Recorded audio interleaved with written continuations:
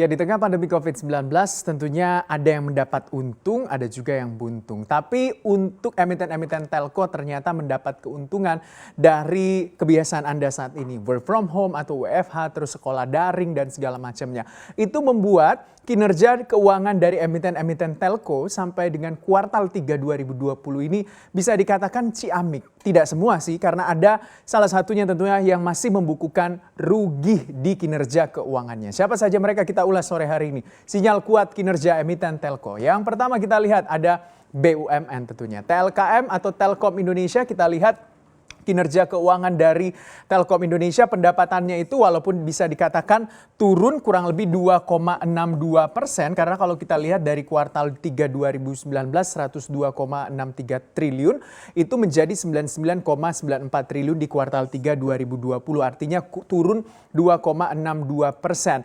Tapi kalau kita lihat secara laba bersih itu mengalami kenaikan. Kalau untuk laba bersihnya itu naiknya kurang lebih 1,34%, itu menjadi 16,67 triliun rupiah dari 16,45 triliun rupiah. Nah, apa yang menjadi penopang bisa dikatakan ciamiknya juga kinerja keuangan dari TLKM ini, yaitu dari tentunya segmen data internet dan jasa teknologi informasi. Itu naiknya kurang lebih 36,88% menjadi 56,45 triliun rupiah. Sementara Anda kalau suka pakai IndiHome di rumah atau ya menggunakan layanan IndiHome, tentunya Anda juga berkontribusi untuk pendapatan dari TLKM. Karena dari segmen IndiHome itu TLKM membukukan pendapatan 16,11 triliun rupiah atau naiknya 16,48% secara year on year. Dari interkoneksi juga masih dibukukan pendapatan 6,03 triliun rupiah atau naiknya kurang lebih 26,49%.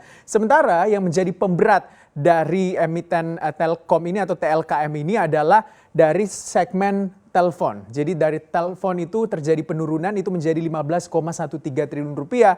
Dari sebelumnya adalah 21,25 triliun rupiah, artinya terjun bebas turun itu 28,76%. Sementara untuk dari segmen jaringan juga menjadi pemberat TLKM dengan membukukan hanya 1,07 triliun rupiah atau turun 20% dari sebelumnya 1,34 triliun rupiah. Jadi bisa dikatakan kinerjanya baik begitu untuk TLKM sampai dengan kuartal 3 2020 ini, dengan tentunya secara fundamental baik. Kalau Anda melihat bagaimana pergerakan saham TLKM hari ini juga terbang tinggi ya dengan penguatan 7% lebih. Kita lihat secara year to date bagaimana pergerakan dari TLKM. Walaupun secara year to date koreksi 35,01% juga belum bisa dikatakan mampu kembali berbalik arah ke level yang pernah disentuh pada Januari, yaitu 4.030.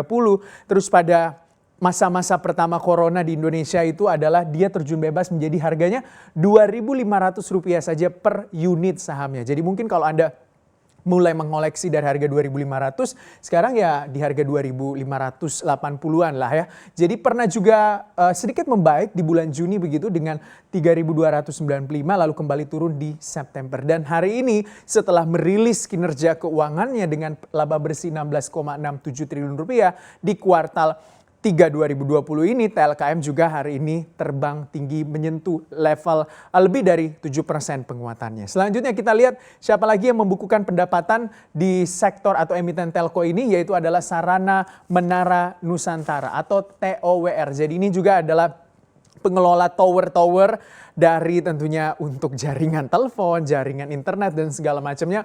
TOWR mengelola itu, jadi Sarana Menara Nusantara. Kinerja keuangannya seperti apa? Pendapatannya kalau kita lihat ini naik kurang lebih 19,3% secara year on year. Dari 4,65 triliun itu menjadi 5,55 triliun. Laba bersihnya juga bisa dikatakan baik begitu kinerjanya karena membukukan laba bersih menjadi 1,9 triliun rupiah dari 1,59 triliun rupiah atau naiknya juga 19,5% secara year on year. Apa yang menopang dari kinerja keuangan TOWR ini bisa dikatakan cukup baik juga, yaitu penyewaan mencapai 5.269 penyewaan, termasuk diantaranya adalah sewa serat optik juga 12.200 244 km. Jadi kalau kita lihat ini adalah kontrak jangka panjang, bisa berarti secara fundamental untuk TOWR sudah memiliki prospek untuk mendapatkan keuntungan karena kontraknya jangka panjang untuk penyewaan dan juga sewa serat optik. Jadi untuk total penyewaan itu ada 38.615 penyewa dengan 21.373 menara. Sementara untuk panjang koneksi serat optiknya adalah 39.771 km. Rasio penyewaannya juga naik ya 1,67 kali begitu, naik dari 1,67 kali menjadi 1,81 kali. Kita lihat bagaimana dari kinerja fundamental, dari kinerja keuangan yang baik, tercerminkan juga di kinerja saham secara year to date untuk TOWR. Ternyata kalau kita lihat secara year to date itu TOWR terapresiasi 22,36%. Dia memulai Januarinya itu dengan pembukaan harga Rp780 per unit saham. Sama seperti emiten lain ketika terjadi corona juga turun cukup dalam di 590 dari 780. Terus kembali menanjak ke level 970 dan pernah menyentuh level tertingginya yaitu 1160. Dan kali ini atau sampai dengan hari ini diperdagangkan di level 985-an rupiah per unit sahamnya ya. Jadi dengan kinerja yang cukup baik, dan tercermin juga untuk secara year to date pergerakan kinerja saham dari TOWR. Nah selanjutnya kita lihat lagi, apalagi emiten telco yang meraih cuan begitu ya di masa pandemi COVID-19 ini. Tower bersama infrastruktur Tebik begitu, ini juga pengelola tower-tower dari menara-menara telekomunikasi begitu ya. Jadi kinerja pendapatannya itu bisa dikatakan juga terjadi peningkatan 13,5% untuk pendapatannya, 13,5% dari 3,47 T menjadi 3,9 triliun. Laba bersihnya juga meningkat dari 612 miliar menjadi 747 miliar rupiah atau naiknya itu 22%-an begitu ya. Jadi masih tumbuh di tengah pandemi COVID-19 dengan penopang meningkatnya penyewaan dari tower-tower. Jadi ya bisa dikatakan kalau Anda berpikir sebuah perusahaan seluler begitu memiliki tower, tidak juga, karena ada juga yang menyewa tower. Terus inilah perusahaan yang menyewakan tower-tower untuk jaringan seluler tersebut. Jadi bisa dikatakan kalau Tebik itu terjadi kenaikan pendapatan ditopang oleh penyewaan provider-provider seluler. Seperti misalnya Hutchison 3 Indonesia itu naik 57% penyewaannya menjadi kurang lebih 576 miliar rupiah. Sementara untuk Smartfren Telkom juga naik penyewaannya 41,5% menjadi 273 miliar rupiah. Disusul Indosat yang juga menyewa di Tebik ini naik 13,7% menjadi 84,675 miliar rupiah. XL juga naik 7% untuk menyewa tower dari Tebik dan juga Telkomsel juga naik 2,3% menjadi 1,55 triliun rupiah. Bisa Anda bayangkan bagaimana cuannya juga untuk Tebik dengan penyewaan tower-tower telekomunikasi ataupun seluler. Tercerminkah juga di kinerja pergerakan sahamnya? Ternyata cukup tercermin juga secara year to date.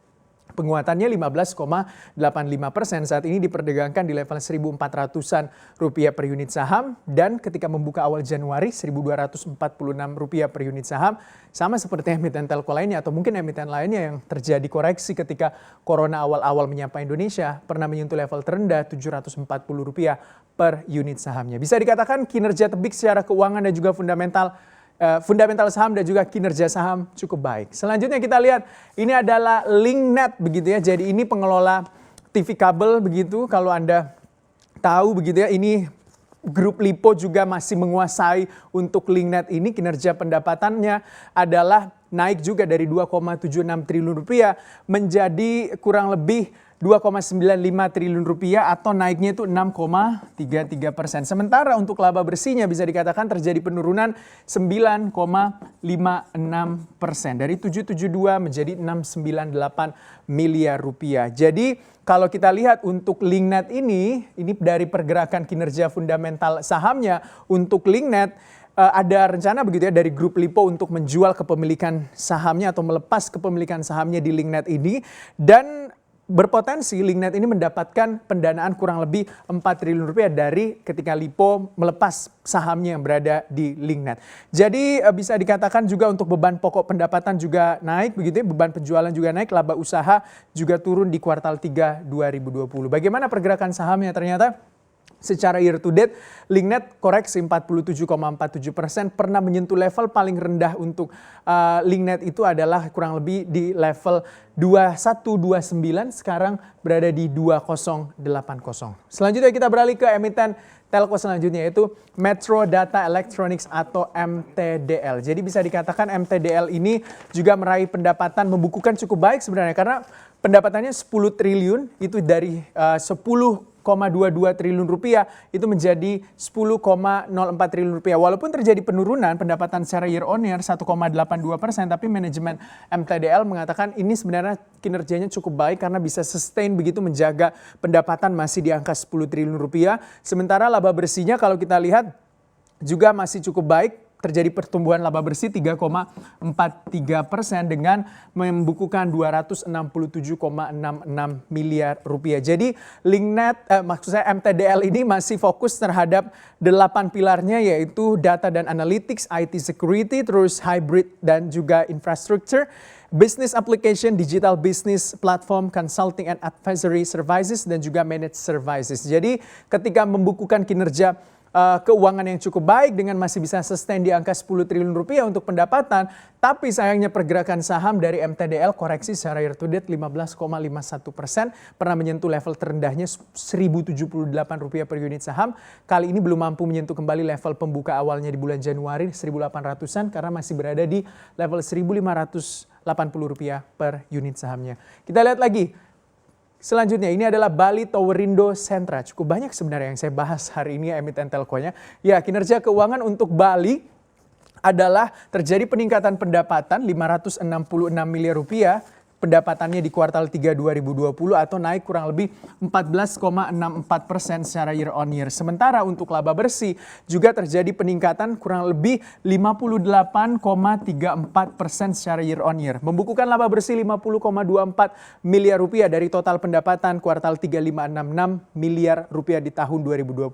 Penopangnya masih di bisnis menara dan juga jaringan, yaitu kurang lebih berkontribusi 67%-an untuk kontribusi terhadap pendapatan dari Bali Towerindo Sentra atau kode emitennya Bali begitu ya. Siapa pelanggan terbesar dari Bali yang melakukan penyewaan begitu ya untuk bisnis menara dan juga jaringan untuk Bali, yaitu Friend, nilainya 118 miliar, disusul ISAT, TLKM dan juga EXCL. Selanjutnya kita lihat lagi, yang terakhir adalah Indosat atau ISAT begitu, yang bisa dikatakan kurang baik kinerjanya karena sampai dengan kuartal 3 2020 itu ISAT masih membukukan rugi 457 miliar rupiah. Jadi nggak memperoleh laba karena rugi 457 miliar.